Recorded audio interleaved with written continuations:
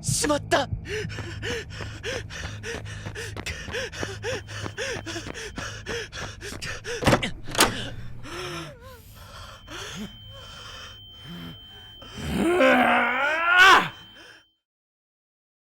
I feel like really dives into the distorted reality after trauma. And I haven't seen many thrillers or horrors animated in this style. I also haven't watched a ton of anime, just in case that's what this style is also based off of. So I think it was really interesting for me to be introduced to it in this format, and I think it was pretty compelling for me. And I thought it was very thought provoking, and just was really able to capture such extreme emotions in such a short amount of time, but also such a short amount of dialogue as well. Like we already know everything that's sort of happened just by a couple images and a couple words. Premise was great. It was concise and it gets to the point very quickly. It was an amazing idea to have the opening in a first person perspective so that the audience gets to see the events unfold in the perspective of Koji. And the ending was such an amazing twist and was so unexpected. And but it works well because it shows us how it leans into the idea that things always come back to us. The harder elements were pretty gory, which is a plus. It makes the viewer shut their eyes when Koji stabs his father in the foot. Or in the leg, sorry.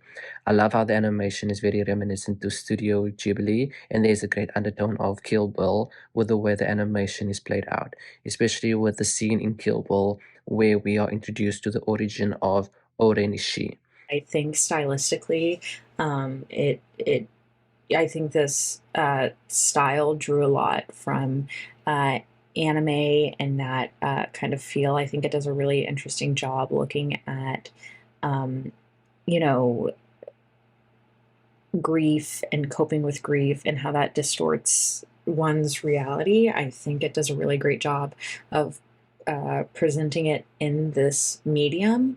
And I think it fares really well with that. I think the story is really artistic and it draws you in right away. You really want to know almost a sense of what is happening, what is real, what is not real, and how it all ties together. I think this was incredibly stylized. Did a really good job at bringing somebody's memories to the forefront of the emotion that they have towards those memories.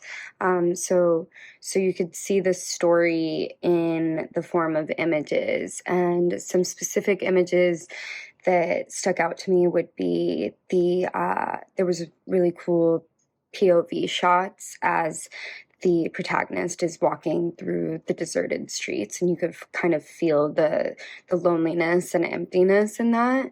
And then like there were very chilling sound effects that were overlaid onto the video, and I also really liked that it came full circle at the end. The animation in this is really beautiful. It's simple, but it's done in a gorgeous way where it goes from vibrant colors when Koji is thinking back to the dull colors. It was a treat for the eyes, even though it's a horrible story about abuse and standing up to an abuser.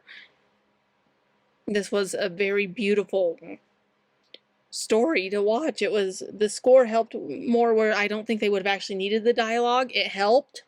I think this could have been told just through the animation as well without even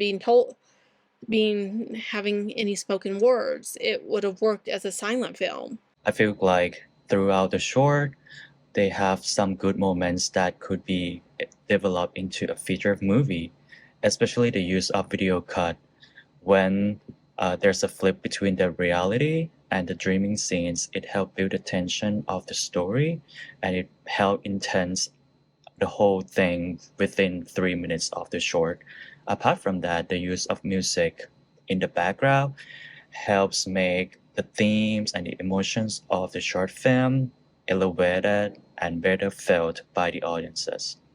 It reminded me of this one, I blank on the name, but this one horror manga back in the day that was kind of passed around as this scary story. Just that whole aspect of walking home alone late at night and there's just something just in the distance.